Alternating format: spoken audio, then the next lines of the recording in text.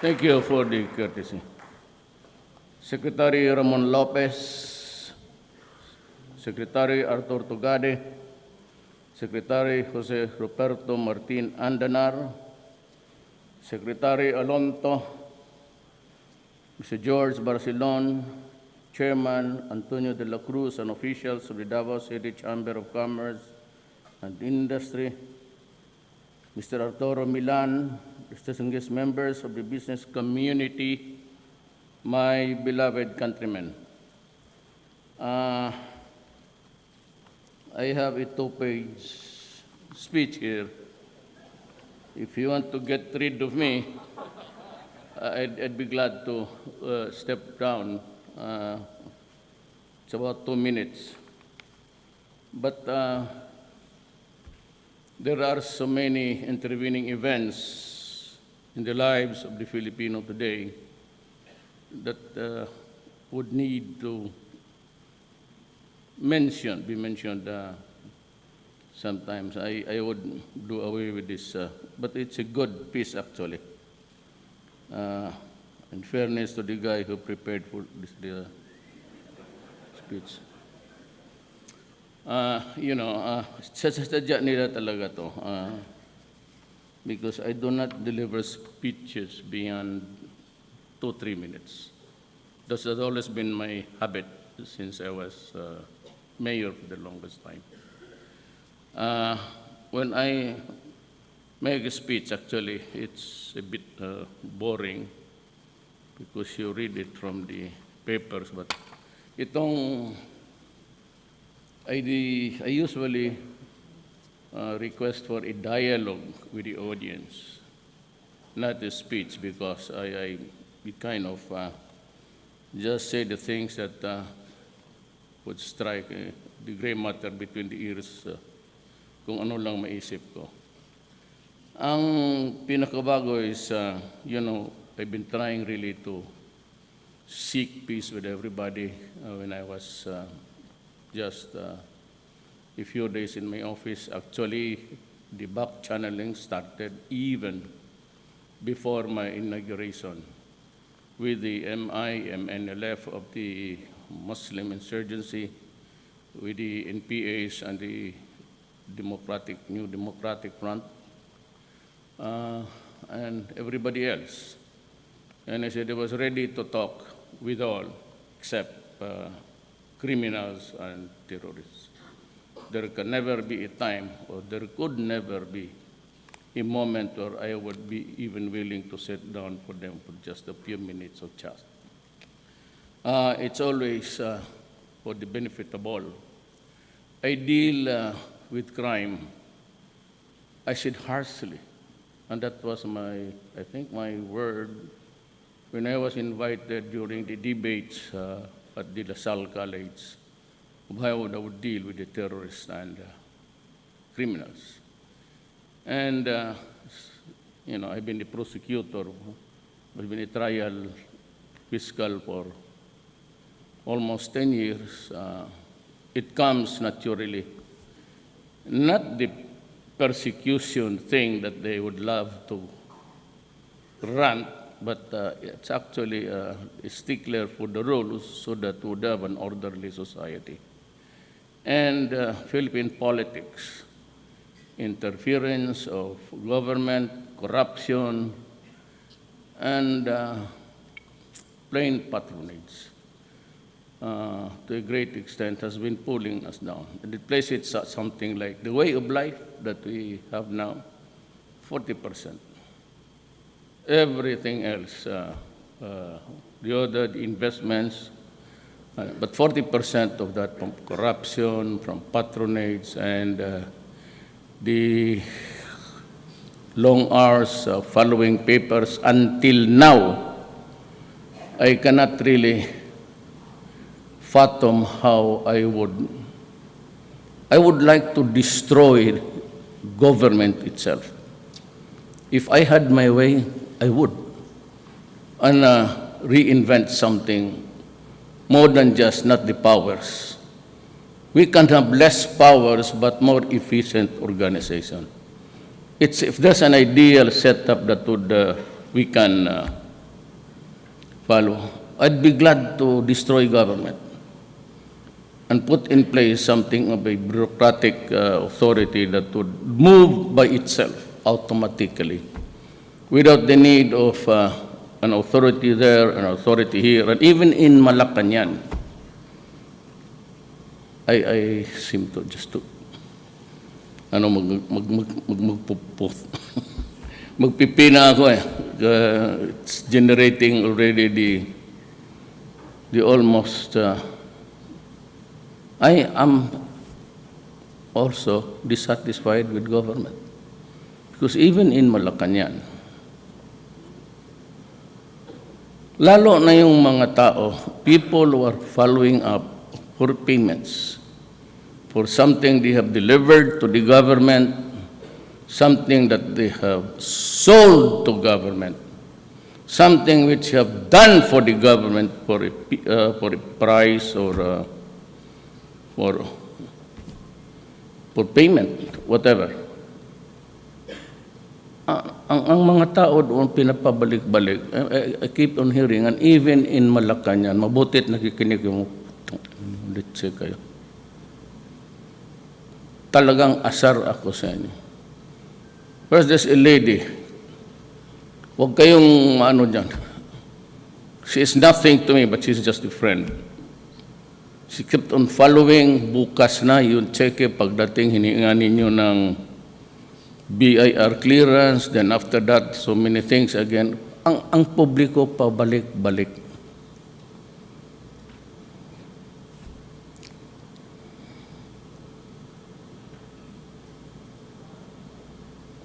I said, I'd like to destroy government now. And if we can have less governmental intervention, less power if you want, no martial law powers, we can do away with it. Me, if the Congress and everybody, the left would like to have it, I can fight the wars. Minus I'm not enamored with that martial law powers. Hindi ako yung atat-atat dyan na you suspect me just like Marcos beginning to, why do you have to refer me to Marcos? I don't know, history has judged him little by little throughout the years. You judge me on my own. I've been mayor here for 23 years. I never stole 1 peso here. I have won all my elections here with a whooping majority until the presidency. Wala akong ninakaw dito. And why would be, I'm 72 years old. What would I do with the money that I would steal? For example, the equal amount that was lost was 37 billion. What would I do with it? Wipe it on my ass? How many years do you think I could enjoy life? Well, you say that the Duterte is close to me. Those are the people who cannot really do something for the country except to bombard people with negative things. And yung mga Pilipino naman torpe, bahala kayo sarili ninyo. I only serve the majority. Kaya in an election, you win. If you get half of the votes, plus 1. So if you get 51, you're the president. The 49 can cry until kingdom come. Ganon yan. I cannot please everybody.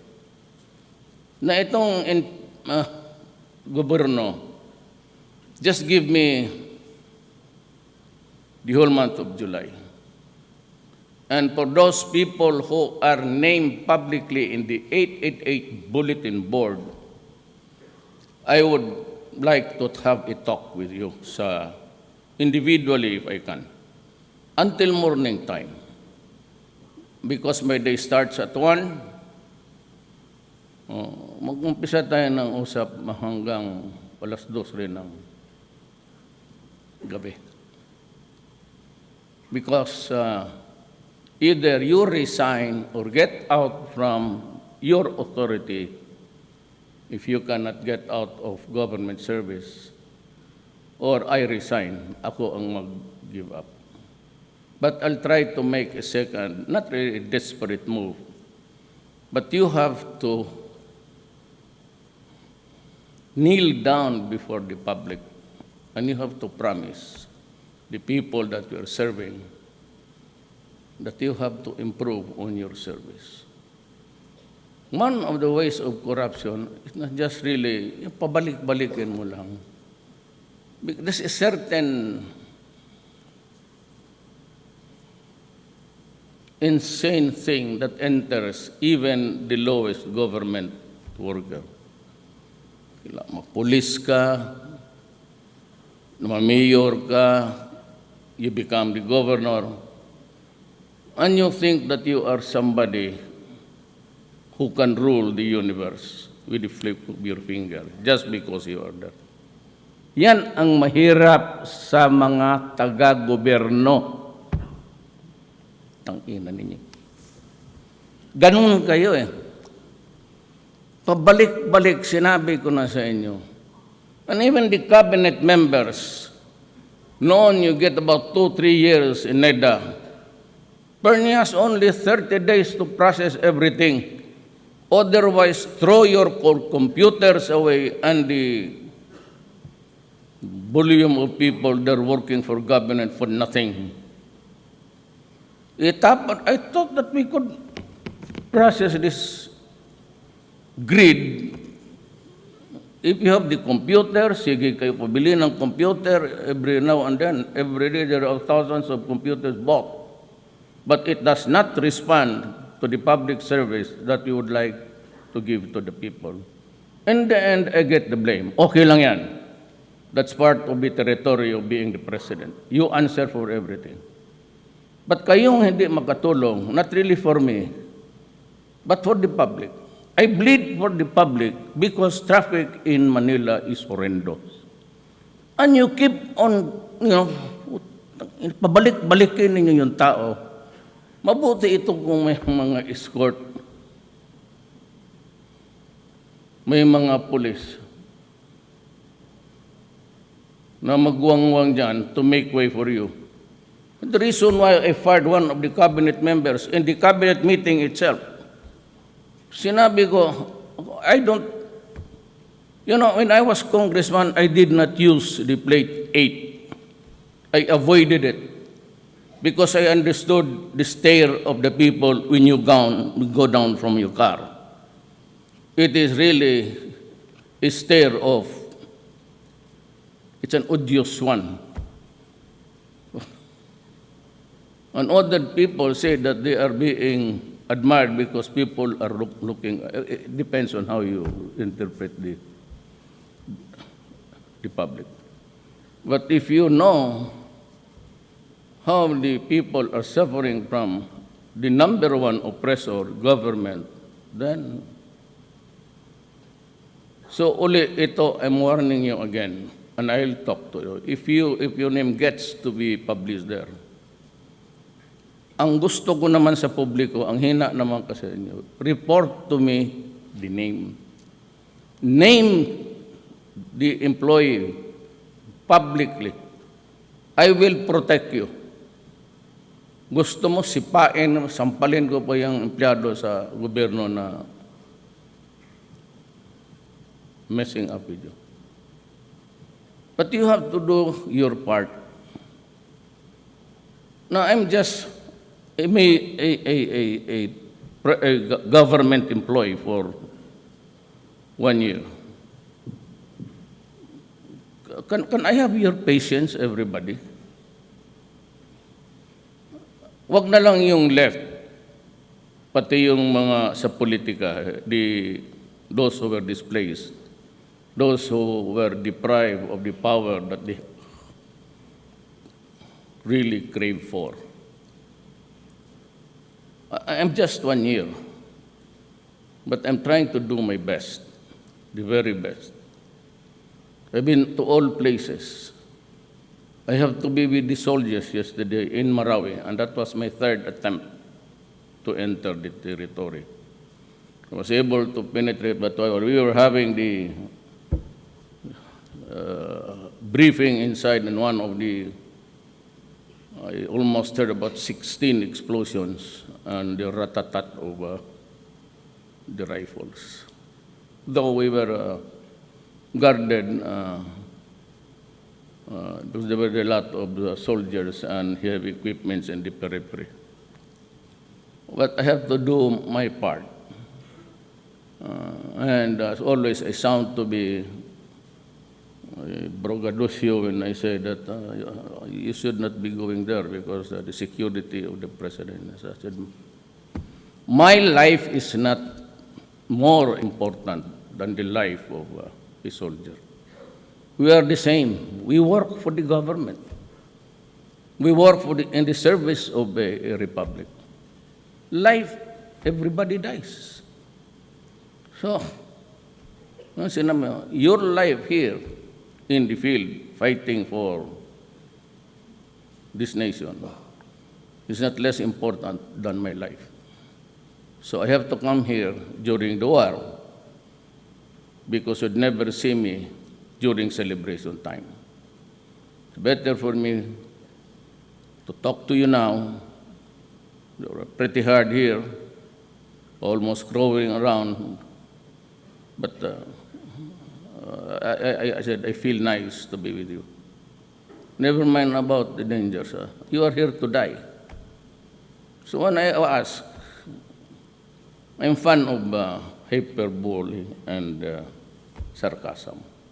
Yan hindi ninyo nakuha. So when I was asked, why are you here in spite of the danger, I told the reporter, I came here to die. Because they are here to die, and I will match their fervor. I would like to die too. Any day is a good day to die.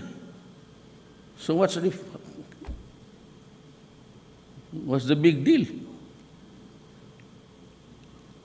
And itong Communist Party of the Philippines published yesterday that the NDF branded me as a bully. Correct. Tama ka dyan. 100%. I bully people who try to topple government and all the enemies of the state. That is my job, to bully you and to kill you, because there is a war going on between us and you.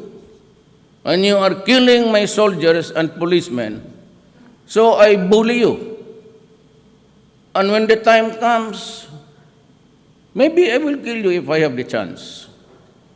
And I'll give you the pleasure of doing it to me. Kaya tinatakot lang kasi nyo, will go to war, salubungin mo you meet the soldiers and the fields and kill them.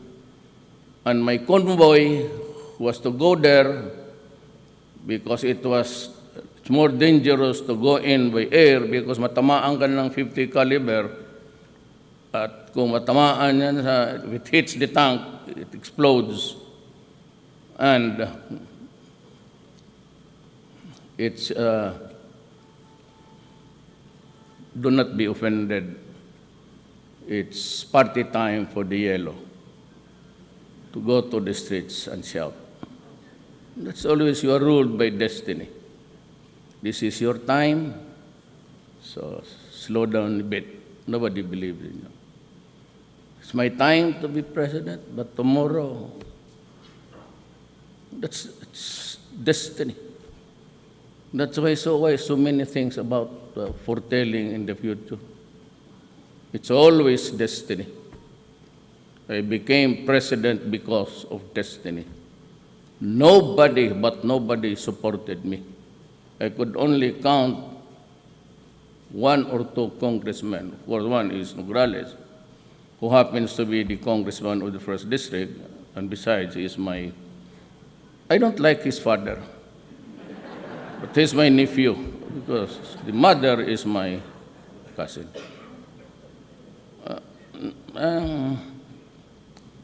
We talk, mellow down a little. In the days past, said, I will slap you when I see you. Now I'll just, if he will invite me for coffee down there sa lobby, I will accommodate him. Itong komunista, wala talaga kaming ginawa na maganda. So, kung ganon, remain in that state of mind and do it for about 5 years.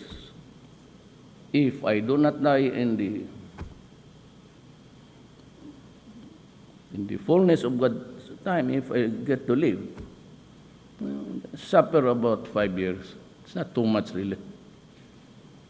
But I have to do something which I believe is good for my country.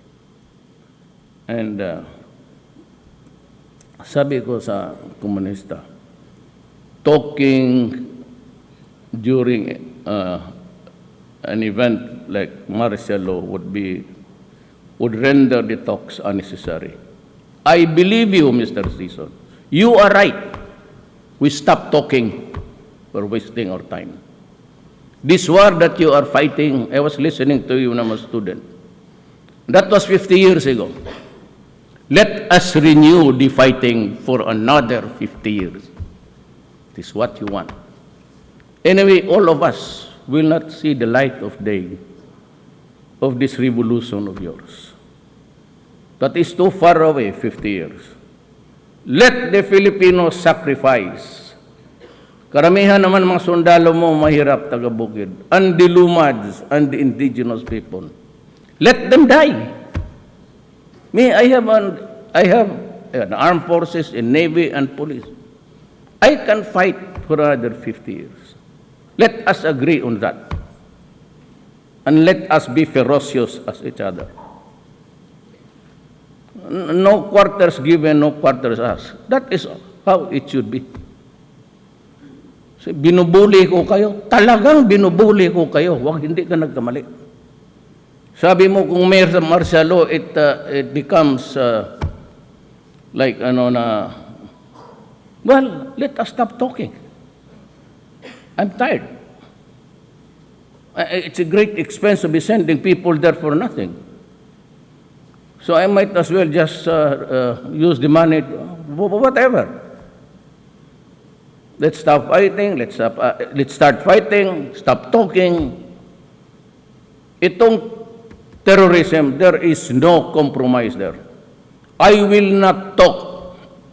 I will not talk. I will not even whisper. Let it be there. I have the soldiers, the Republic. They know that if they join the armed forces, the security forces, they will die. They know that. They are right. My soldiers and policemen are ready to die. So be ready. But itong MI, the revolutionary France of the original entities that fought government on an issue of nationalism.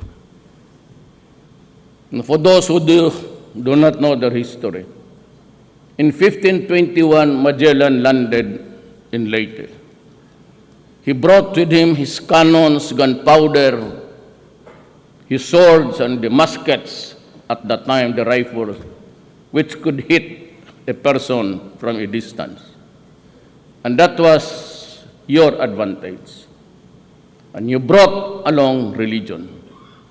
It was an imposed religion on the people of the natives at that time. It was not a choice, actually. Garute ka, and even the Filipino friars, the priests at the time, were even executed for being nationalists, for just the love of country. Because they hated the imperialists. So you conquered Visayas and Luzon, but not Mindanao completely. The most was the Fort del Pilar in Zamboanga. to stop the inroads of commerce and trade, to stop the entry of Islam. But 100 years before, they say, but I would put it at something like 70. When I was a congressman, I toured Malaysia and did some archives reading. I'd place it about 60, 70. Islam was already here, firmly planted. Most of the tribes here were already Islam. And Spain, with a little amount of force, but not so much when the time of the Americans came for 50 years. Massacre after massacre. And what's very ironic in life that tayo, we did not have that instant cameras and all. And not even the one that when you click it, the pictures goes out automatically. It was the American armed forces, army, who were taking pictures of the people there, of the Moro piling up, dead. And those archives came from the American archives. And it's now in the hands of everybody. And you could see the pile of bodies there. And with his one leg was placed on the body of a woman there, on top of the breast. Kaya ganon ang away dito. There's so much hatred. And they perceive this government as an extension of the first imperial government of Spain and a series of succession from Spain to America to the one of the 1935 and the 1946 Republic. That's how the story. So that I know deep in my heart that the Muslims only want, because they do not want to fight to dismember the country, they just want a setup like federalism. Let me warn you here and now, and remember me this for all time when things go wrong. There will never be peace in Mindanao or even in the Philippines if we do not shift to another structure. Ang hinihingi lang nila is a strong regional governments and a federal structure. My take is that you can have the models everywhere, anywhere. It's for the picking, but choose a parliament with the president, but with a limited but powerful powers.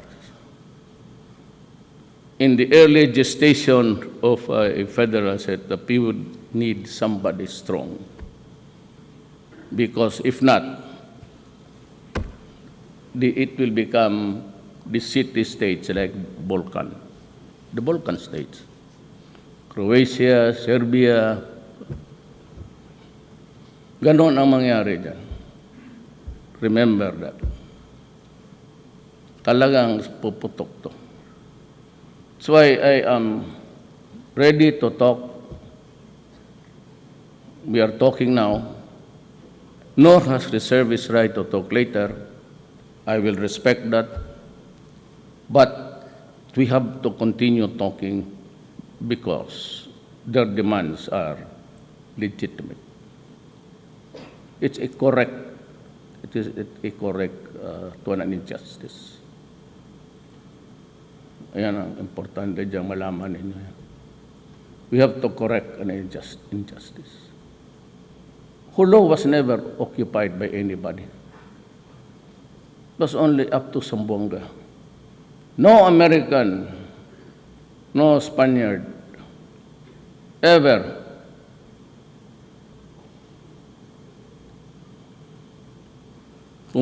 entered the place there to claim anything, sovereignty or otherwise. Ayun ang. So to the enemies of the state, number one is the Communist Party of the Philippines. No more talk, let us fight. I'll save enough money for the arms. I'll buy the new ones, the precision-guided missile. And there's too much of us, 110 million. We can sacrifice about 20. So it becomes 80. Hindi na overpopulated. So we can urge the priests will have a good time banning everything. Good. Continue your production every night. Wala mo problema yan. But, you know, I find it really silly. You threaten us with what? Who are you threatening? We are Filipinos. You are Filipinos. You want to destroy this country? We will join you in destroying this country. God. Huwag mo akong takutin. Bully. I am a bully. I really. Itong classmate ko man si Tugade. You ask him how I shot a fellow in San Beda. Because talagang bully ako. Can ask him. May binaril ako sa ulob ng San Beda, dyan sa koridor. Why? Because I'm a bully. But he was our valedictorian. I was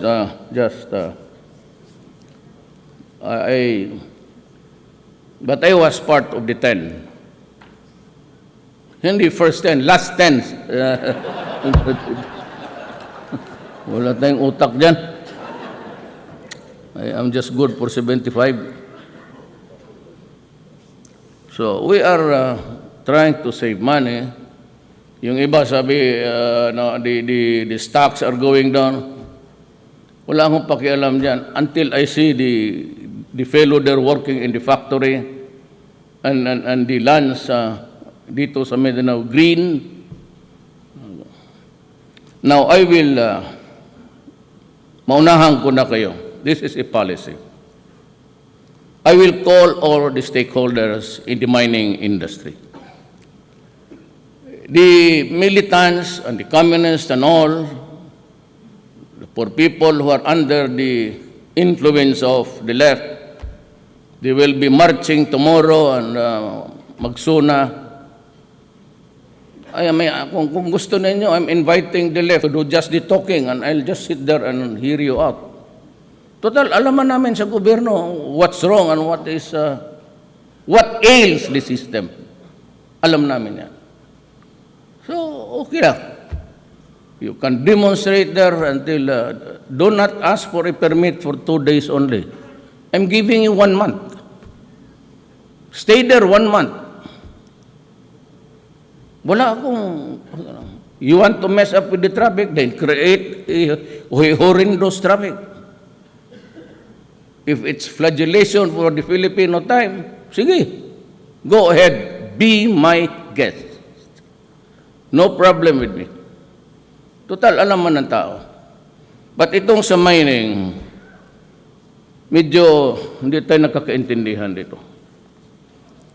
I have always supported Gina because she was really an environmentalist. Medyo sumobra lang, but you know, I'd like to tell you frankly, we would come up with new legislation because Bebot Alvarez, the speaker, hates mining. And he comes from a mining town. We have to go into not even a compromise. We have to rearrange everything here. I will call all the mining people and Gina Lopez and company and the militants on the other side. But only those who behave in Malacanang. You know, I was viewing Ted Filon's expose sa mining. And of course, added to that was the clips that were shown to me by Gina in the last few months. Ganito yan eh. Nakikita ninyo yung tailings. Nakikita ninyo how the siltation has affected the waters and the seas. I do not have to convince you.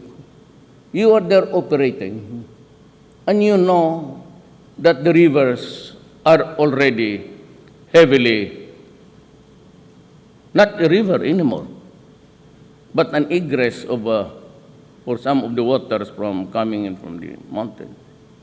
It's not a river. You want to cry? Well, I'll tell you. Tell me, because I will arrange for you. Just approach me after this. I'll bring you to the Walwal. It's a mining town. Started with a few policemen who are, the three of them are very, very rich now. Then yung small time, naging big time, and power, yung mga mayor daw, municipal mayor, pinagpapatay. They were quarreling because of gold. The lure of gold. I'll bring you there. I was there because I was sent by President Gloria Macapagal Arroyo to fix the things there because there were, almost a daily encounter, and itong left. What they did was to place the coffins of the dead miners there.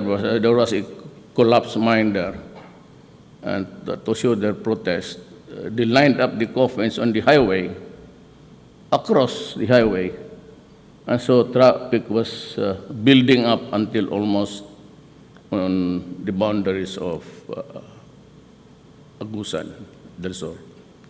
So I had to fly there and talk to the people and to the communists. Kasi kaibigan tayo noon. But unfortunately, then when I was mayor, you come to me, I go to you, and we can talk, we can arrange, because I was just a mayor. And ngayon, pasensya na lang. I'm really very sorry to break the friendship because I now handle the affairs of the nation. And just to remind you, itong mga walang utak, mga duwag, martialo, it will go create dictatorship.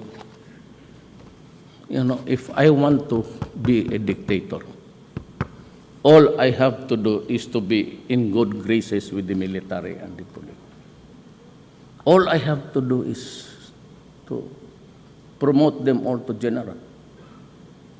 And I can have an army.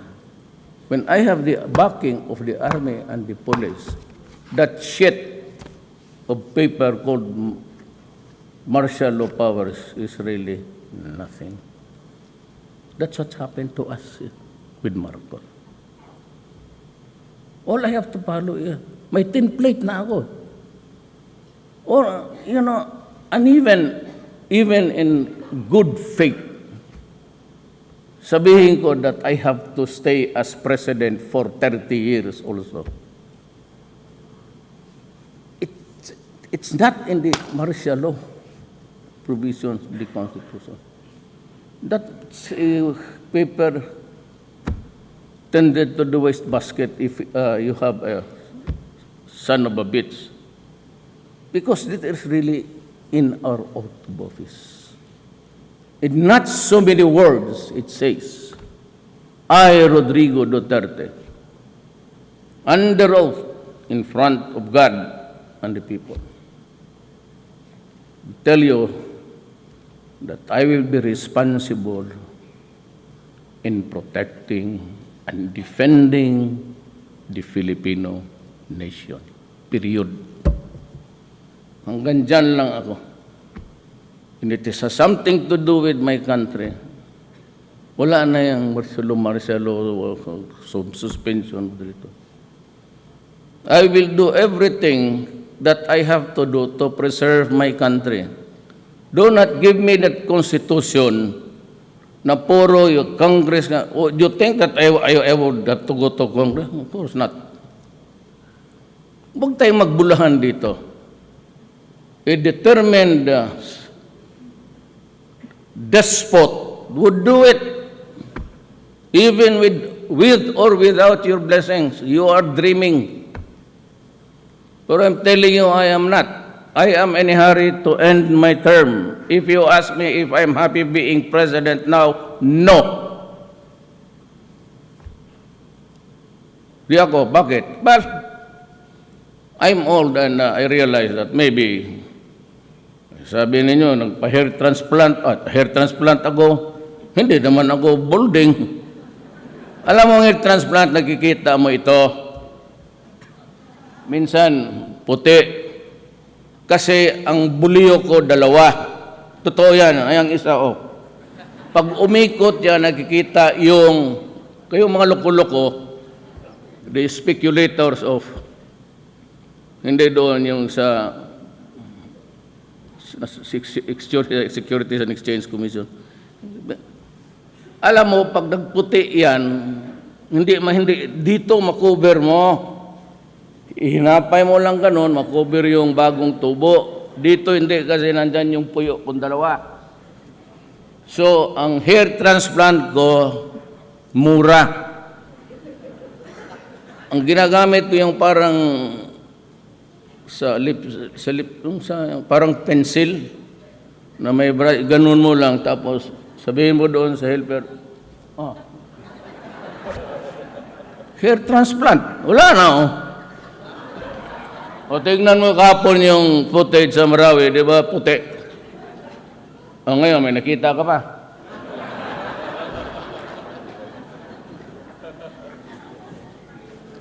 Bugokski. Kaya wala talang. Sino man pagwapuhin ko? May magsasagot kaya sa akin, 72.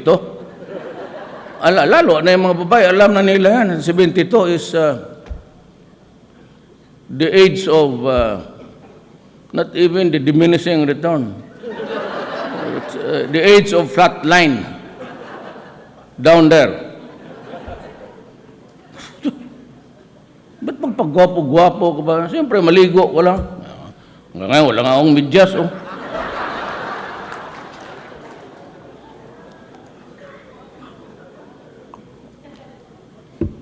Mabuti yung maprangkahan tayo. So that's, di ba? Tawagin ko kayo. Sabihin ko sa inyo ganito, ito nakita ninyo. Look at the slides about good practices of mining. Then I will ask everybody to focus on that. Then, tingnan natin yung slides ng mining doon ore. Tingnan natin. Kung makita mo yung siltation. So people are deprived now yung basic livelihood na. Alam mo, ang pinakamura isda eh. They can grow in the river, may fish pen sila, haluan, mudfish, and that's protein to them already. At yung tanong nila, yung palay nila, nagtuyo. And the soil has cracked. And so, what am I supposed to do? Just leave it that way because the mining industry pays government something like 70 billion a year. 5% lang ang tax ko. So, paano yan? Paano yung mga tao na hindi kasali sa corporate world? Not connected with your business. What will happen to them? Inadequate food, cannot grow anything anymore, and they are suffering. So if you want, if it's really, it's a good business because if it is not, then why are you there? Napakababa yung taxes, why don't you compensate the people that are deprived now of the things that they need and not there because of mining? Fair is fair. Either I collect taxes, increase the tax, para I can think of something to replace what they have lost, yung mga tao, or you agree with the people there affected or hard hit by mining ay alam ko it is not an intentional thing. Let us not kid each other. When you begin to scrape the soil, an open pit, there is already degradation even during at that time. No, ito lang hingiin ko sa inyo. Come up with an arrangement where it is fair for everybody. We cannot stop mining because there is a mining law that regulates the industry. If we want mining to stop, we'll have to abrogate or scrap totally the law.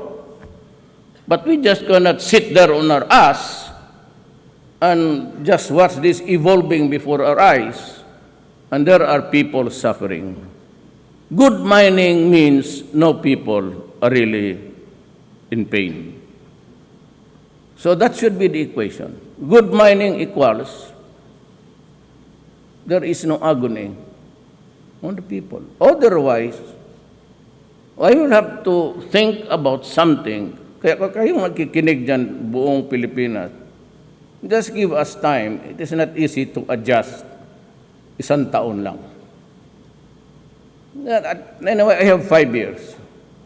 Give me the years that are allotted to me by the Constitution to craft the things that you need. Hindi yan basta yung left na ora-ora. Contractualization. I told you, it is good that at the beginning of the project, there must be a clear understanding of what's going to happen. If it's really something permanent, then we will see to it that it's going to be permanent. Pagka naman yung project, if you are contracted by a private company to build a bridge there, tapos tatapos na yung bridge, the project has been done, and you want still the company to pay you. As a matter of fact, he is waiting for some event or some luck there that he can get, he will be awarded with a bid and something like that. Anyway, you should not pay for, you must be fair. Do not use poverty and hunger as a, otherwise we'll all go hungry. If you are not in a hurry and you push for something like kayong mga lumad, ilang taon na kayo nag-aaway ng gobyerno? Ni hindi naman lang kayo nakauwi ng bahay to see your children grow up without a father. What you do is that your father goes to your house secretly, subrosa, just to have a 1 night, 2 nights with the wife, and then she gets pregnant and the child grows up not ever saying, pag namatay ka. Tapos 50 anyos na, believe pa rin kayo sa komunista. Anong ginawa niya kung hindi magpataba? All talking. They're all ideas which you, kayong mga taong naloko, got enamored with just like us when we were young. That's why I used to listen to Maria Season. Kasi mga idealists kami. I wanted things to be done right away. Gusto ko ganito, ganito. But life is not like that. And you cannot, sa totoo lang, and you cannot even call God to help you. That's the strangest thing in this universe. Na gusto ninyong madalian, ni ang Diyos nga, hindi mo mapatawag na sabihin mo, Diyos ko, ikaw mo yung pinaka. Bigay mo sa akin namin ito lahat. Tapos ang gobyerno pa. And here is an ISIS. It's an ideology of a vacuum which has nothing to give to its fellow men except to kill and to destroy.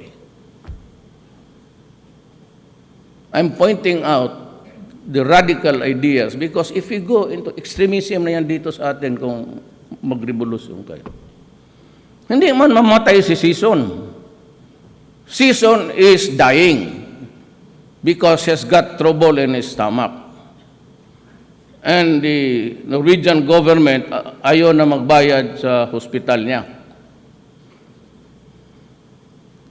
At saka yung mga yan, hindi na magtagal yan. Sinong maiwan kayo? Dito, lumipat kayo sa gobyerno. Punta kayo sa police. I will make you soldiers tomorrow. Just like the soldiers here. Gawin ko kayong sundalo. I'll give you a place to stay right away. Just give me about 2 months. Bigyan ko kayong trabaho. Dalhin niyo yung baril dito. Walang mangyari. Patayin mo lang ito. Wala, ilang taon na. Ilang presidente ba? Kung ayaw ninyong maniwala sa akin, then prepare for another 50 years. Ako lang ang presidente na pumapasok sa teritoryo ninyo. That's why we are friends. That's why I can ask you to release a hostage.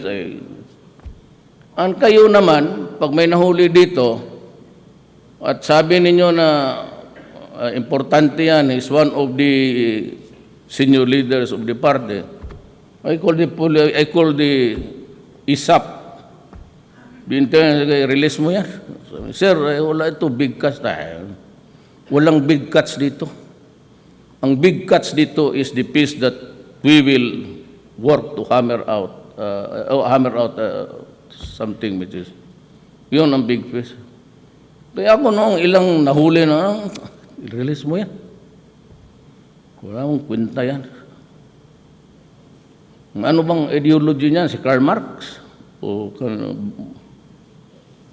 ideology lang yung nahingi? No? They're into revolutionary tax. Ayaw ninyong mag-iba. Once I said, stop fighting, stop revolutionary tax. Ayaw ninyo, di wala. What is your... You're funding your revolution with what? With the blood money of the people. Kung sabihin ninyo yung mga rich, bakit doon sa probinsya, pati yung bahay-bahay binibigay, hinihigaan ninyo ng purganta? Anak, putang inang bulahan pa ninyo ako. Bakit tayo magbulahan? Bakit siya pang mahirap dyan? Hinihigaan nyo, kinaakyat ninyo sa bahay. Tapos sinasabi ninyo, yung revolutionary tax lang para sa mayaman. Tinatamaan ninyo lahat, ang totoo lang. Kaya huwag tayong magbulahan. And you are leaving the fat of the land of the other people's property. That's what you do.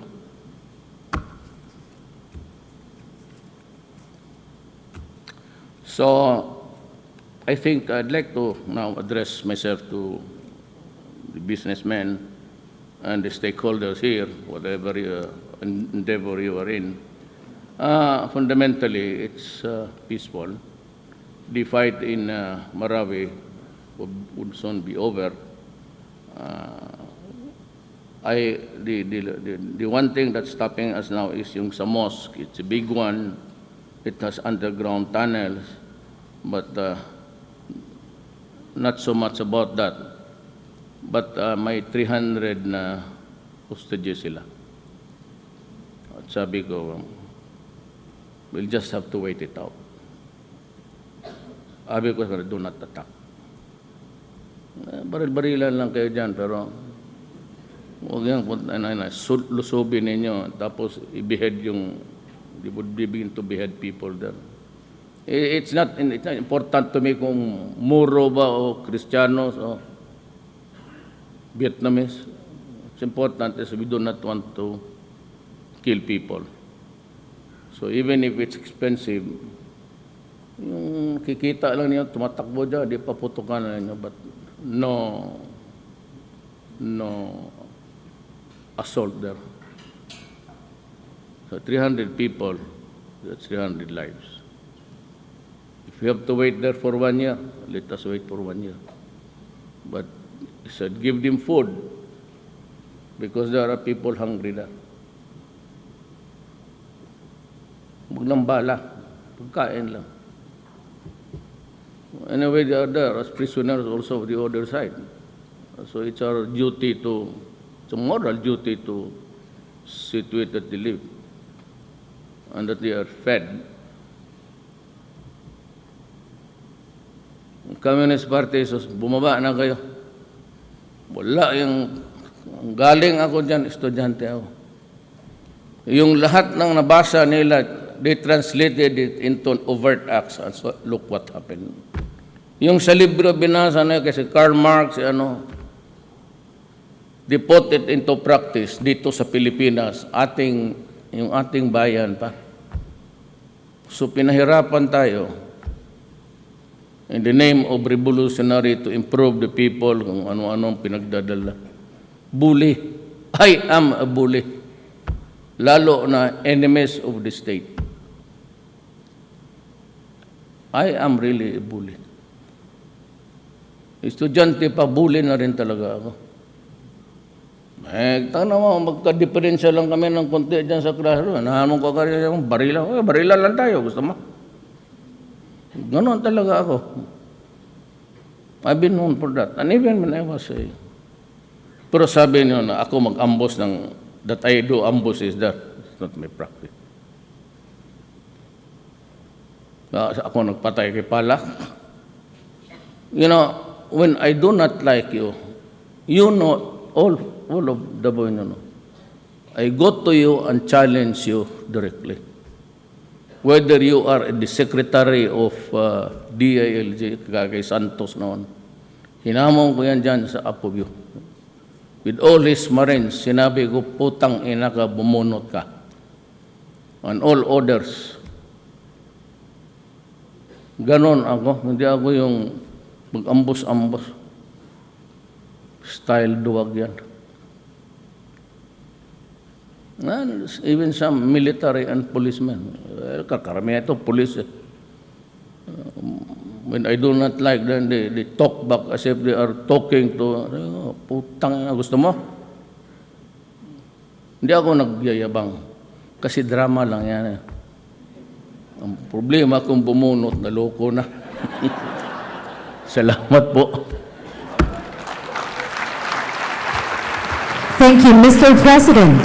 May we request the President for a photo opportunity with the Davao City Chamber of Commerce and Industry Incorporated, Board of Trustees and sponsors, and the delegates for the Davao Investment Conference 2017 in 5 batches. Batch 1, Board of Trustees, Steering Committee, and Council of Past Presidents. Please stand by. Batch 2, sponsors, and Batch 3, foreign delegates.